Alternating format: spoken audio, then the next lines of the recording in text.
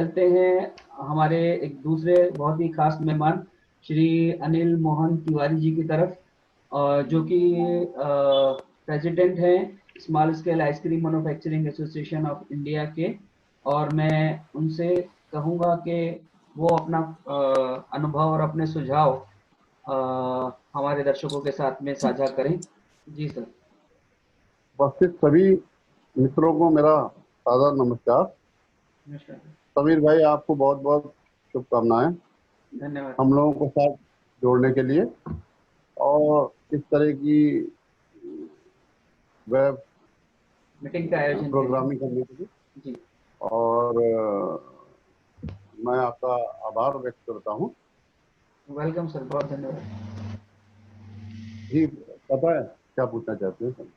जी, मैंने आपको क्वेश्चनर दिया था, जैसे लॉकडाउन की स्थिति और उसके बाद आपकी क्या स्थिति है, अभी फैक्ट्री किस कंडीशन में है, सरकार से क्या अपेक्षाएं हैं। जैसा कि 20 मार्च से हिंदुस्तान में उथल पुथल चालू हो गई थी लॉकडाउन को लेकर। 20 मार्च 2020 मतलब 2020 जी।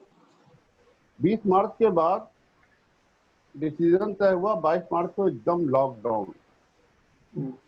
पूरे लॉकडाउन के अंदर एक तरह से इमरजेंसी जैसी स्थिति थी।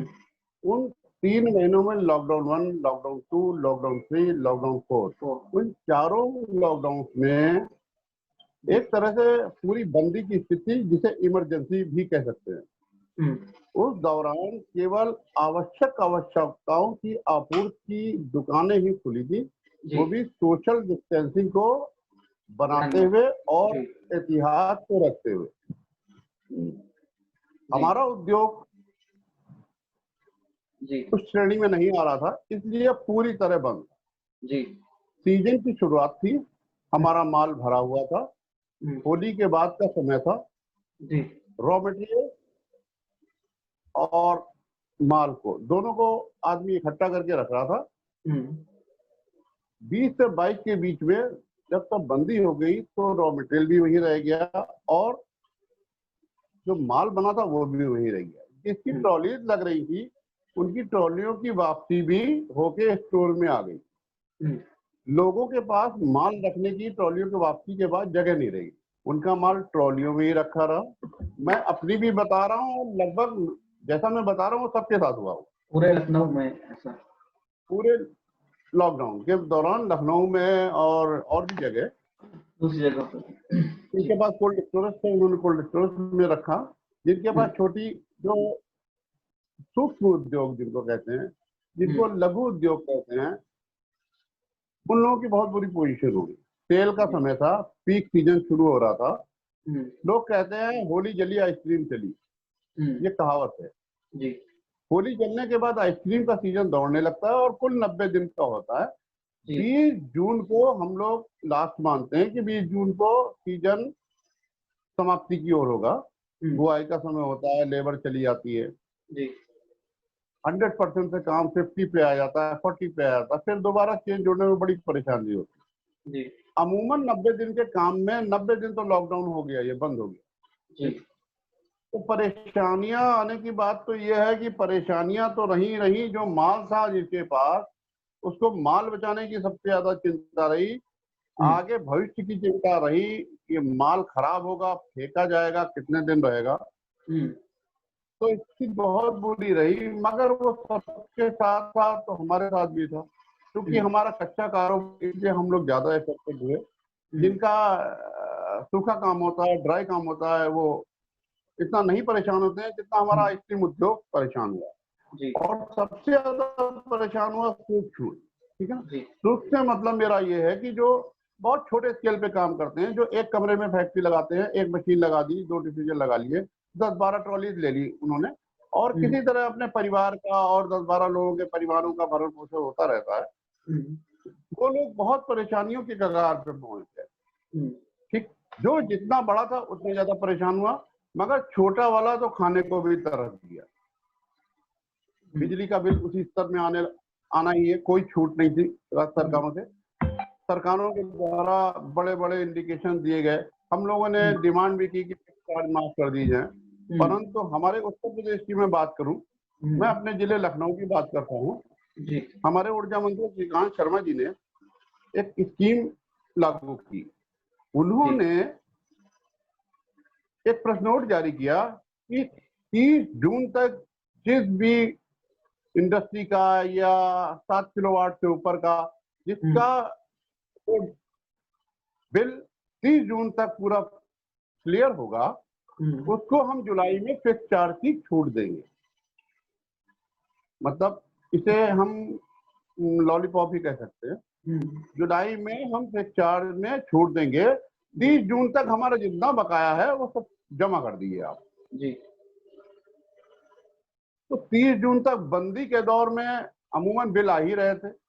तो मार्च अप्रैल जून 3 महीने के बिजली के बिल बंदी के दौर में माल को बचाने के लिए जो बिजली की खपत हो रही थी, वो तो माल बनाने के लिए हो या माल बचाने के लिए हो बराबर ही हुई।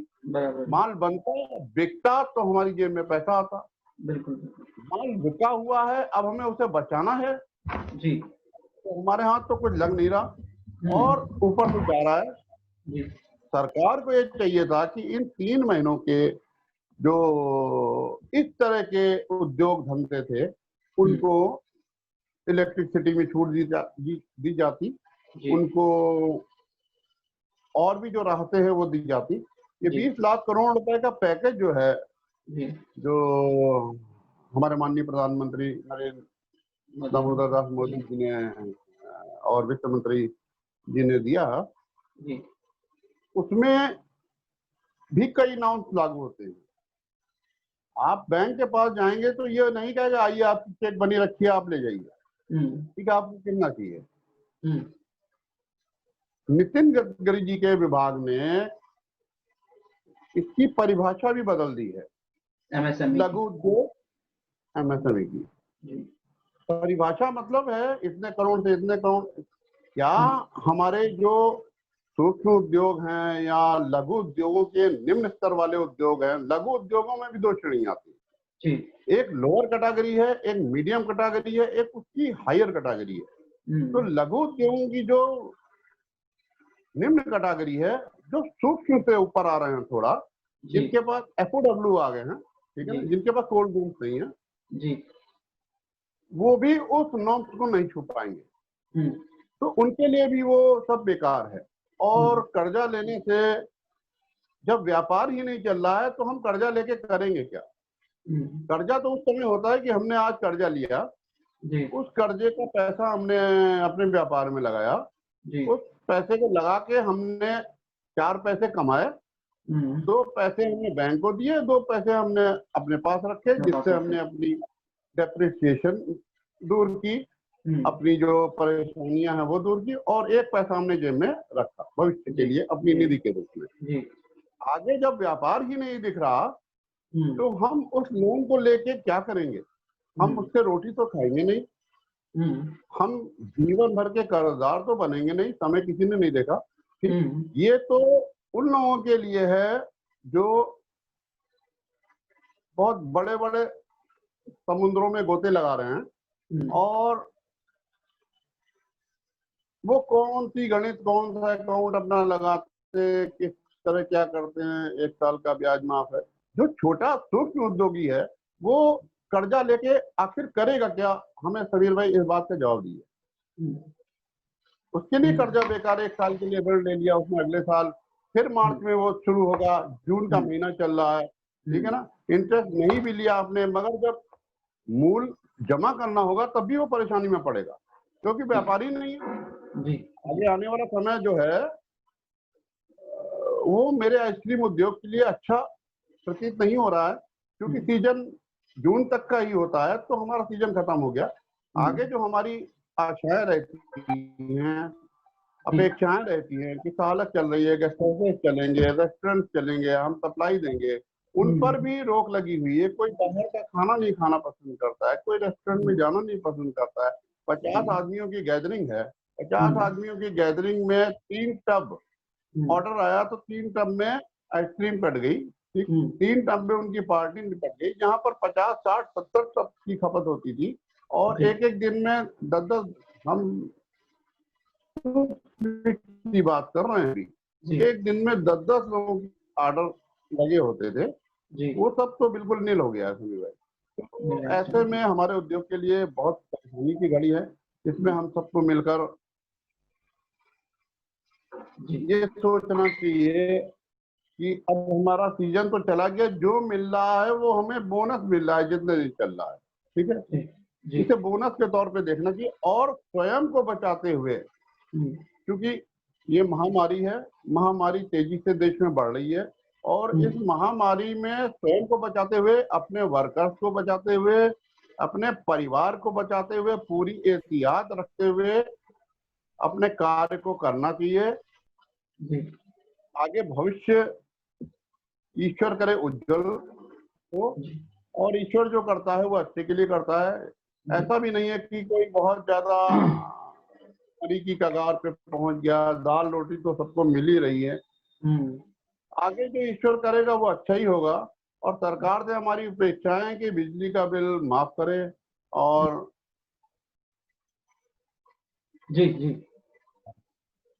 बिजली का बिल माफ करे, हमें जो छूटे उसको देनी है, जो हमारी मांगे हैं वो हमारी मांगे पूरी करे। हमारी मेन मांग थी शुरू से, बहुत दिनों से हम लड़ाई लड़ रहे हैं, 2 साल से 2.5 साल से, जीएसटी और कंपोजिशन की। मगर हमारे इतनी पत्रावलियों के साथ, हमारे इतने दौड़ने के बाद, जगह जगह के राज्य मंत्रियों के जाने के बाद, जीएसटी काउंसिल तय करेगा, जीएसटी काउंसिल तय करेगा, जीएसटी काउंसिल की मेरे कल 20-25 मीटिंग हो गई, मगर हमारा मैटर नहीं तय हुआ।